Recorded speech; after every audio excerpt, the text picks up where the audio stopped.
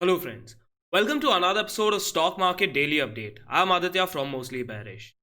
Before we talk about Nifty and Bank Nifty levels for tomorrow, I'd like to start off with the Telegram updates that I had provided on my channel. For those who are new and want to join the Telegram channel, the link is provided in the description. I provide only updates, I don't provide any kind of calls, mainly because Mostly Bearish has an intent that you become a self made trader. I provide few understandings of few stocks that I'm going to be looking at, the expectation that I have, and you can analyze the stocks on your own to understand if that is actually happening or not. So let's get started. Let's talk about the first stock that I spoke of. First of all, I had given an update about IRCTC. IRCTC was a stock that I had selected on Friday also. Friday, we got a great momentum in IRCTC, and today also in the first 15 to 20 minutes itself, IRCTC was one of the top gainers. But from there, when there was a retracement, these were the levels where it was somewhere close to the highs of the day. I expected some kind of move.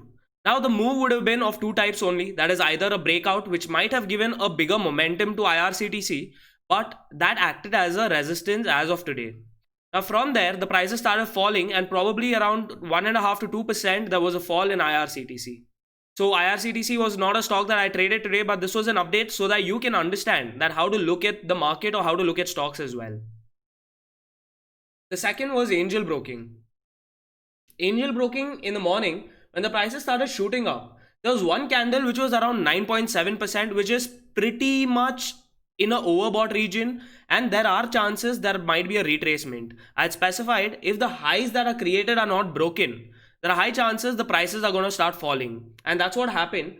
And a stock which has moved about 9% might see some certain fall, but if there is a sudden buying, always remember, if there is again a buying, there are high chances it can do another 5 to 7% in the next candle itself, next or next to next candle.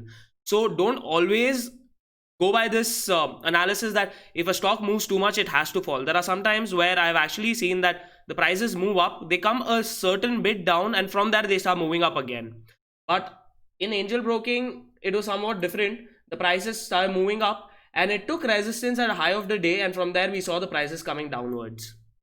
Now, ADF Food. Before that, we'll talk about Force Motor. Force Motor was a stock that I had analyzed, and somewhere around here is where I had taken my position. Right now, there was a up move in the stock, and it was a stock that had a potential to do 20% today, and it cleared all 5 criteria that I usually have when I look at a stock. Right, so somewhere around here I had bought, and as and when the prices started moving upwards, I had exited, and this was a phase wise manner that I had taken an exit in the stock. Right, when the prices started moving up, there was one exit that I had done here and another exit that I had done at the top level. After that, there was another stock that I was looking at, that was ADF Food. ADF Food was a stock that I had analyzed somewhere around here, these levels. Right now, here the expectation was that the prices move up, they come tad bit down, that is a retracement. But if you see this candle formation, it was too bullish. Right now, this retracement, as soon as it was bought into and the prices started moving up, I had waited for another candle, and I had placed my order somewhere around above these levels. And when the prices started moving up in this candle, that is where, as and when the prices started moving up, my first exit, that is my 80% exit, was 622 levels, and I kept 20% to see if actually this hits the upper circuit or not. And if you see the prices here, they went to 631, and 631.50 was the upper circuit for ADF Food. But as and when the prices came a little bit lower, at around 627 to 28, I cleared my remaining 20% position. Now let's talk about Nifty, what actually happened. Right, there was a scalping trade that I did on Nifty, and the trade that I did was on this candle formation, and somewhere around 7 points is what Nifty gave me in my call options.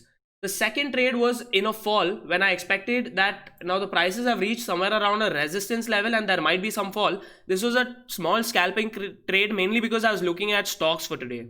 Right now, today the prices flattened out at these levels. Now let me draw it for you. The reason of the scalping was this candle was a breakout, and on 1 minute time frame is where I saw the breakout happen, and as and when the prices started moving up, I exited also.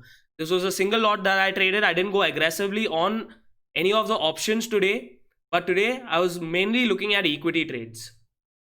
Now from here we know that the prices, there is a lot of shakeout that has been happening in Nifty and Bank Nifty also. Retail traders need to be extremely careful and not have a biased opinion about any of the index as of now, right? But overall, I am pretty bullish on Nifty and Bank Nifty. There are chances as and when the prices start moving up, I will be option buyer and mostly call options itself. But when I see an exhaustion, that is when I will change my view only for a certain amount of time for a retracement, where if you see the prices can start moving downwards also. Now we know that options is high risk, high reward, right? But as retail traders, we have one thing which is limited, that is capital, right? So I prefer, whenever I get equity trades, I prefer equity trades mainly because the quantity sizing is in my hand always, and I can keep exiting at different levels. Now even the movement is so calibrated that you know that how the prices are actually going to be moving, until what level we are expecting, and how to exit. Even if you have say 100 to 200 quantity, you can keep exiting in a phase wise manner, 25 quantity, 50 quantity, 100 quantity, etc, right? But in Nifty and Bank Nifty, we need to always be in a lot size. Now if we try to increase our lots, and let's say one single trade goes against us, right, our positions are comparatively bigger and it gets affected on our capital. That is the reason I don't talk about options so much, but whenever I get a chance and whenever I see opportunity in equity, that is when I take equity trades more seriously than options on that day. Today was one such day, right? Now before we get into the second part where we analyze Nifty and Bank Nifty for tomorrow, first thing, as retail traders, I would like to say, always try to protect your capital, try to understand what is happening in the market, right? That is going to give you a perspective in longer term. It's not about making 1 lakh, 1.5 lakh rupee in one day. It is about being consistently making at least 1,000 to 2,000 rupees per day, which will become a lifestyle and which you can actually take up as a career or even as a side career, where if you learn positional and swing trading as well. So don't try to be aggressive about making money. Money is made when you're right. So I hope you get an analysis. Mostly bearish is a concept which wants to talk about retail traders, keeping retail traders capital in perspective, right? Not taking oversized position. 100 lots for a retail trader, it is possible to do. It is possible because you're playing only premium, right? And 100 lots, let's say you get a 10-point movement, 20-point movement in Bank Nifty, let's say you get a 100-point movement, it's a big money. But at the same time, if you don't have the appetite or if you don't have the capacity to hold and the price starts moving against you, there is something called emotional balance and emotional control which will work against you, right? So always try to be in your limit and trade what you can handle, because if you go over leveraged, your mental stability, as soon as the prices starts moving or negative also, your mental stability will be going for a toss and you might be taking loss even if the direction actually is good for the coming time. So now let's, before we get started, if you want to understand what candlestick analysis is, which is basically price action, I've created short videos explaining about all the different types of candles, how they look, how they are formed, and even showing it to you on charts as well. So this playlist is actually going to help you understand about candlesticks. So make sure you watch it. I'm going to be leaving the link in the description below. Now let's get back into Nifty and Bank Nifty for tomorrow. First of all, let's look at the daily time frame. We are extremely bullish. The daily time frame, we are extremely bullish. We don't have an upper limit as of now, right? As and when the prices start moving up, let them go up. We will wait to take short positions only and only when we see a proper lower side movement in Nifty and Bank Nifty, right? Now let's try to get into a little bit lower time frame to understand better.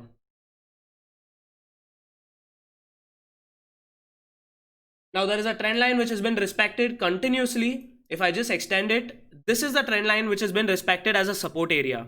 The prices are always touching this and from there they start moving up. So as long as this trend line is supported, I'm going to be on the buy side, and only when I see an exhaustion, for example, this candle which is built here, there was a possibility, but that is because you can understand and calibrate the exhaustion of the move itself, right? Now, my levels for tomorrow, If the prices are above the trend line, I want to see how it spends time on this trend line. If the prices close above that, there are high chances Nifty is going to be bullish for tomorrow as well. Whereas this is going to be the resistance level.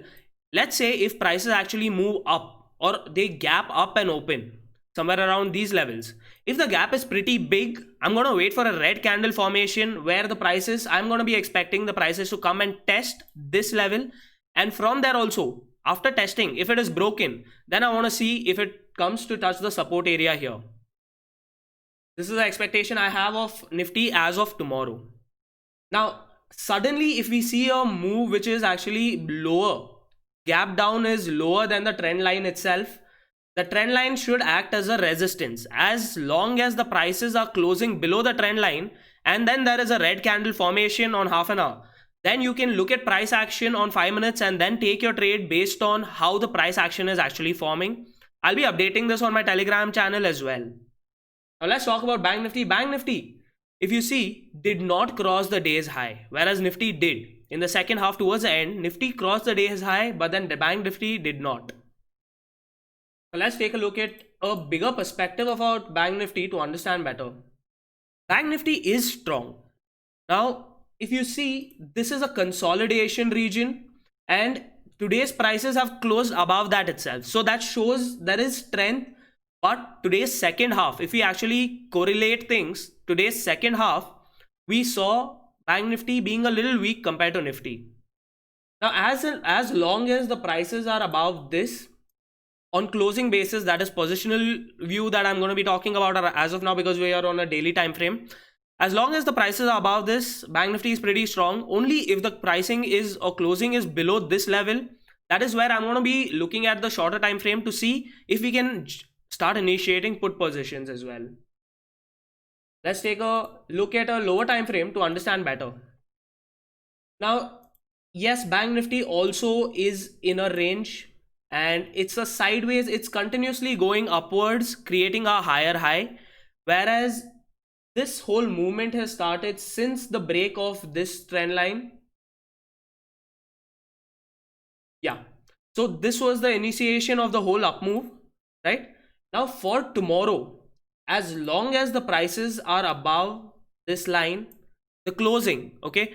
So don't be too fast to take a judgment on Bank Nifty, mainly because it can be a shakeout or a fake breakout or breakdown as well.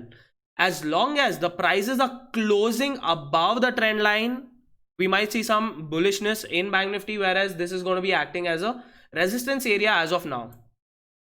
But if the closing is below, my first expectation is the prices can reach somewhere around 30,050 to 30,100 levels, but 100 might be possible if there is aggressive selling in the morning itself, right?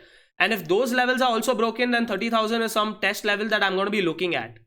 But if Bank Nifty actually is aggressive and is on the buy side, what I mean is if Bank Nifty is gapped up, I want to see if it takes any kind of a resistance at 30,300 to 30,350. I don't want to show a line.